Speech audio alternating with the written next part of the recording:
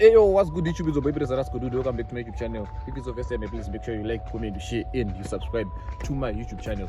As you all know, guys, could in Masvingo and I'm for the past 2 days, and I want to give you quality content, guys. So today, what's gonna be happening in this video is we're going to a restaurant here in Masvingo. I'm gonna try a restaurant in Masvingo, you know, the village. So if it's your first time, please make sure you like, comment, you share, and you subscribe to my YouTube channel because there's a lot of content which is gonna be coming. You understand? So that's what we're gonna be doing in today's vlog, and it's very hot.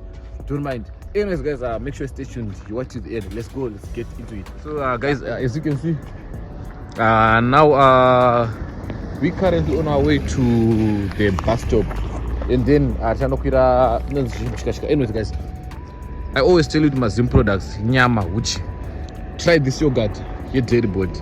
This one you never go wrong. So guys, stay tuned. I will catch you later. That's what happens. But bus stop, I think I wanna come. I know it's a town, Masvingo. Because I'm not staying in town. I'm still going to hillside. As you can see, do want to go. So make sure you stay tuned. You don't miss out the next vlog. Another day to remind you again. Japanese is used. You wanna buy. Then the damage go them bereko. And that we just say ne kugazira murume. No better numbers. So yeah, let's go. Let's get it. Tango.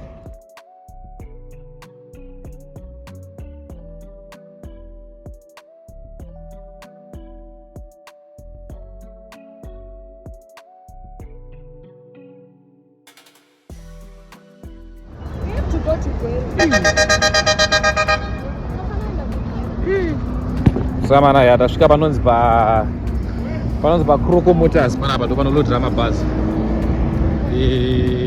As you can see mabhazi ayo. So ripera panonzi pa the village. If you are in Masvingo, hanzi iri kuzasi uko matiri kudhuze neKFC. Hanzi iri kuzasi uko kudhuze neKFC. So yeah, now we are walking to go there, and make sure you stay tuned. Hanzi nazo vamwe munatikomero hanzi kuti radza face yako. Uda kuradzwa face yani. Handi vlog yangu YouTube yangu. So you should see my face. Kana face yangu chiri bore, ishiku bore. I know tunoda utasi, but yeah. Anyways, do what we do. We'll show you when we are there. So make sure it's stationed. And yeah, thank you. So guys, restaurant iri kuma industry yachako. Like kusango kokutoti unosvika wakutofenda nenzara. Unosvika watombotenga chikafu murodhi warosvika watozvimbirwa. Anyways, we're still going there, and Mawan. Anyways, answer to fika. Iri out of Masvingo mbichana. Sara tofamba buda Masvingo. Chiri Masvingo. Sara buda mtown but buda mtown. Town. Yeah. Guys, tafamba ba Masvingo town kuenda mhendo kuma villages kwatiri kuenda. Kachana. Kumasango. Zvakaoma man. Mawan. Amana, please watch my ads tenge mota. Muona kufamba kwanaenda kuda kudikitira. Ndaida kutota kwese zveso neya kufamba. Anyways, peace out. So amana leta svika the grill. Svike padhuze to. Hey yo, what's good YouTube? What's up with us? As you can see, tasvika pa the grill in Masvingo. Tangy and tasty traditional foods, you understand? So let's get inside and see what's popping. Today I'm gonna be showing you whatever that I'm gonna eat there. And I don't know, man. So make sure you stay tuned. Watch the video there. Let's go. Let's get into it. Thank you, cameraman. Na cameraman wangu hapa. Anyways, let's see. The place looks so nice and cozy. Cozy place to be at. Cozy. It's ngati cozy re. Let's get inside and see what's popping. Nice, man. Get pin the tone. Kuti paka mira say. Yeah. Okay. There's it. I'm boarding. Okay. Wow. Looks cool though. Let's get it.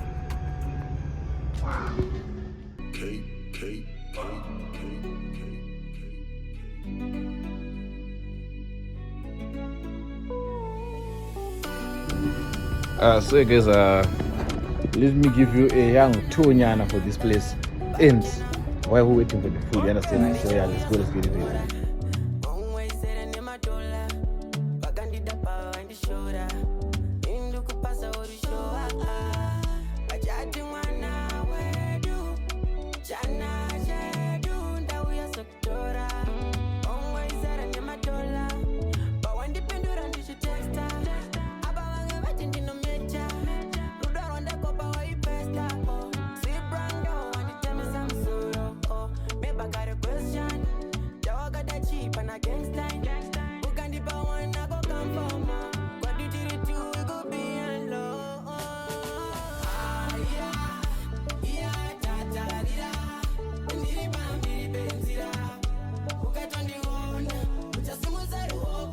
So guys, as you can see, we're chilling here at what do they call it? At the village. As you can see, guys, it's a very nice cool area, and as you can see, there is nice huts. If you wanna sit outside, you can just sit outdoor. If you wanna sit inside, also you can also sit in this cozy, nice place. Come on, guys. Okay guys, as you can see, this place is super cool and nice. As you can see, there's nice tables, cool temperature, nice designs, everything about it is so cultural. So let's wait for food and see what's popping. Let's go. So yeah guys, the garafana pa corner, as you can see, and I just ordered rice nehanga, you understand? Because everything about this place is cultural and culture and stuff. So pasi pane hanga, pane roadrunner, pane fish, pane maguru nematumbu stuff nesadza. Moyo wangu ngoida sadza. I personally love sadza personally. But yeah, let me just order hanga then amira. So yeah, make sure you stay tuned to the end. You like, you comment, you share, and you subscribe to my YouTube channel for more and more content. Let's get into it. Thank you. So guys, the food is here. And I'm gonna knock you right. Yeah, it's cool. So guys, that's the food, as you can see. I don't know if it's worth it. So guys, that's the food, as you can see. I don't know if it's worth it, but presentation, maybe I'll give it a 6. I could taste around, but the fish is looking so delicious though. And yeah, I mean, but yeah, that's the food. The places so far I can give it a 9. The food presentation I can give it a 6. And maybe I was expecting good, but it's nice though. I was expecting rice, soup side mayo, and then the coleslaw pie is now in green. And I was expecting a better plating, maybe a white plate or something. But maybe since this is the cultural and stuff, yeah. But yeah, anyways guys, let me ask if they don't have drinks, because we can't eat it chakade. So anyways guys, stay tuned, watch the video to the end. Make sure you like, comment, you share, and you subscribe. Yeah, I'm gonna be showing you more and more of Masvingo, and I'm gonna be showing you a lot of stuff, you understand? So make sure you stay tuned, watch the video to the end. You like, comment, you share, and you subscribe for more and more content. Let's go. I order my drinks, and the service I didn't like it because I don't know about my drinks, even Shekuma. Tango zero map machikaptira. Ndakumbira if they can bring me spoon, because fork ndopedza ngwai. Guys, inyama hanga by the way. Let me taste the meat so long.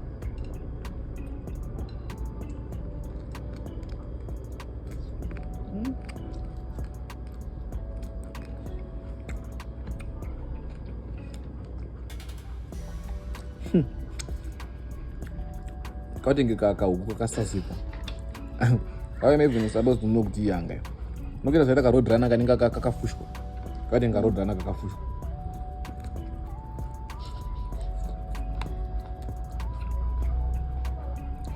Kati ngarodrana kemsu kakafushwa. It's not baba okay.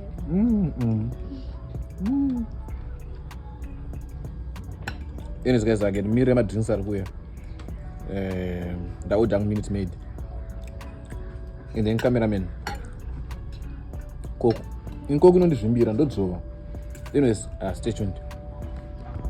Drink rangu ya man. Man, the question man. Is this a spoon or is a spatula?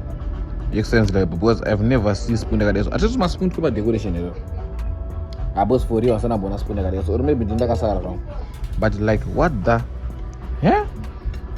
Not a good banana difference because can I spoon which I expect spoon won't be not a spoon like this. Depends on which can go.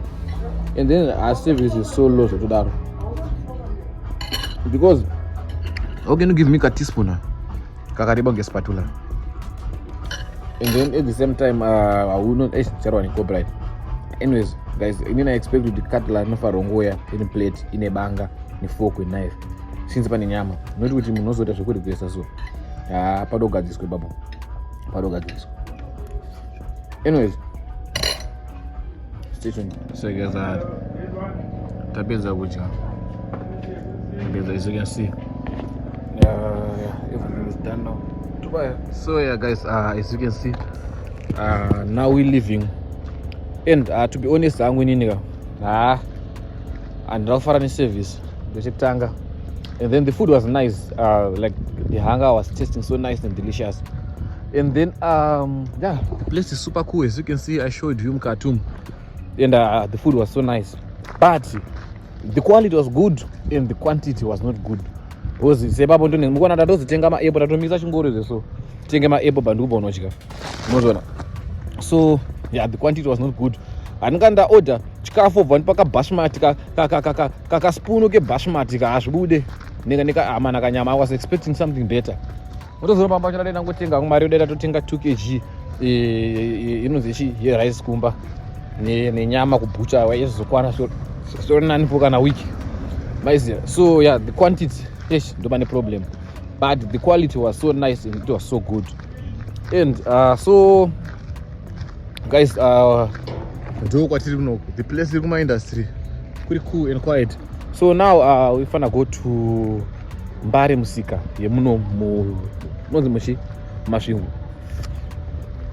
So make sure good you watch the video to the end, you like, you comment, you share, and you subscribe to my YouTube channel for more and more content. Ina hangu I really enjoy chikafu chema mashi chikafu chema industry kuna zvatenga chikafu chinobikirwa apa so I enjoy it more than yeah.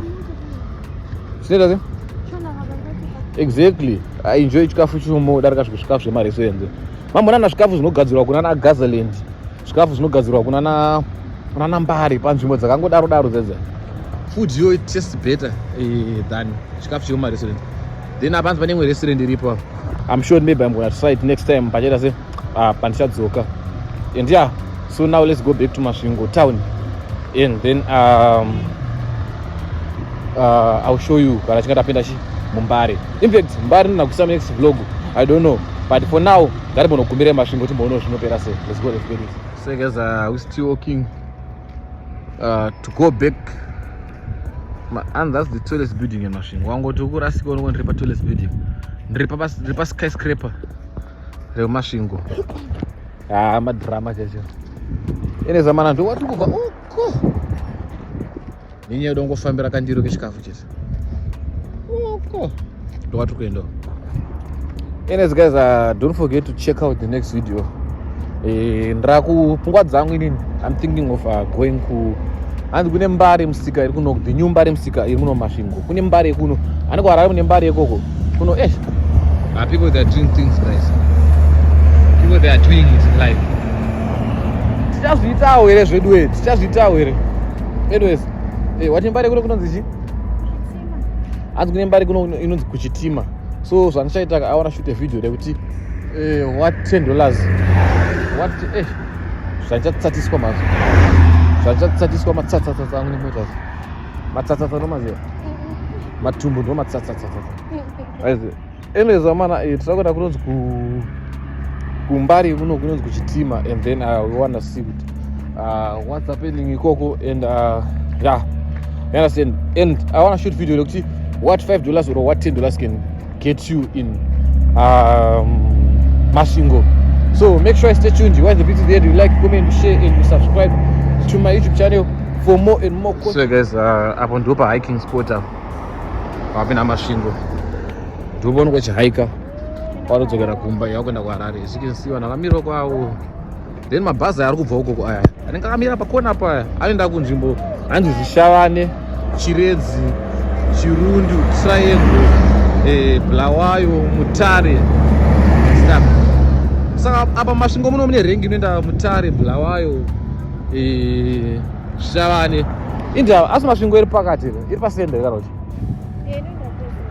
Guys, as you can see, hiking sports, vanhu vese vari kuhika vari apa.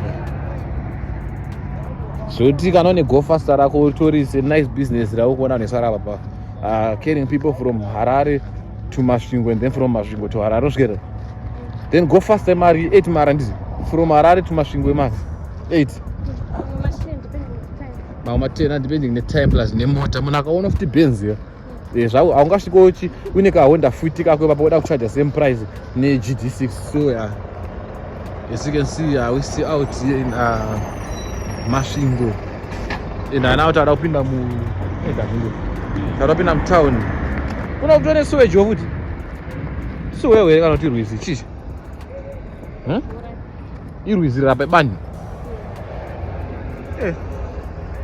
Yes guys, tirivo kwatamba ndokure uko ende kwatakuenda kwa pedyo umo pane building yakaita ka yellow nga cream.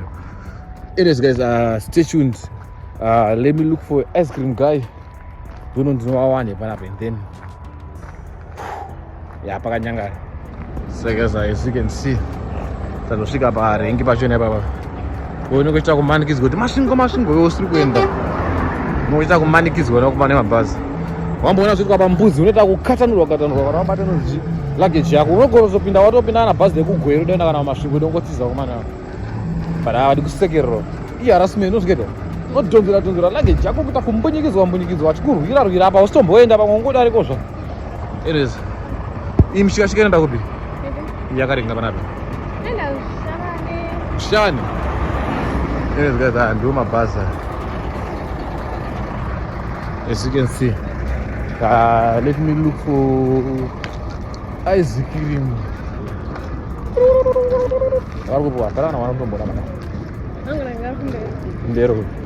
Yes guys, guys, I didn't know Richard is so big like this. Yo, Richard, yo, mune wholesale ne retail side guys. If you wanna do the tax shop or kutengesa groceries in Masvingo, go to Richard. So she was giving me a tour. Unfortunately, I don't want to tour a video showing you, but yo, I was crazy. So what up? So guys, panapa place. That's my bus panapa. So panapa bus. You guys, when you go to shop, look how beautiful this shop is. So you know, kuchikwa kwendo. Krokomoters. Guys, this whole area, Masvingo, Krokomoters, is so nice. And you can come videos. I don't know do it. Do you come buzz? I mean, we do my videos. This place is so nice. Like I went up to building, but I thought maybe it's in apartment or something. I don't know. Do you know what I go? Guys, I'm about to check out my business. Somebody has a good book. Today pakavharwa naso Sunday. Oh. Pavuro. Oh, they go. Anyway guys, apa ndo pane profits. Unotengesa umbrellas. Ko mugeni amtengesa masinero. Mugeni amtengesa ma products ukernene. Oh. Anyway guys, mabasa arapa pa, as you can see. Kana ida kukwira nekuita sese papa. Anyways guys, I think I should end this vlog here. I bet guys, thank you for watching the vlog to the end. Make sure you like, comment, share and subscribe to my YouTube channel. Make sure you check out the next vlog is coming. The Bari Masvingo. You know that's not Kuchataika. This one. Oh, that's not Kuchitima. And yeah, don't forget to like, comment, share and subscribe. This like is making noise. And subscribe to my YouTube channel for more and more content. You understand? Let's go, baby. Road to 10,000. We're not playing. We're not joking. 10,000 this month. Let's go. Let's get it. Peace out.